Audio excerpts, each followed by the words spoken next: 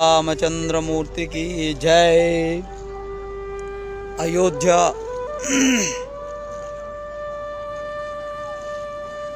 పుణ్యనగరము, రామ జన్మభూమి,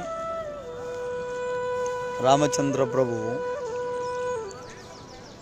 పరిపాలించినటువంటి మహానగరము. అక్కడికి వచ్చాము. మొట్టమొదటగా అయోధ్యలో దిగగానే అయోధ్య మెట్టికి నమస్కారం చేస్తూ, భూమికి నమస్కారం చేస్తూ సరియు నదీ తీరానికి వచ్చాము. మీరు చూడొచ్చు సరియు నదీ తీరము. ఎక్కడైతే రామచంద్ర ప్రభు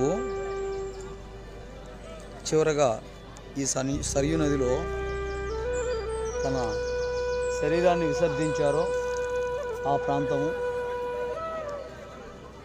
సరియు నది.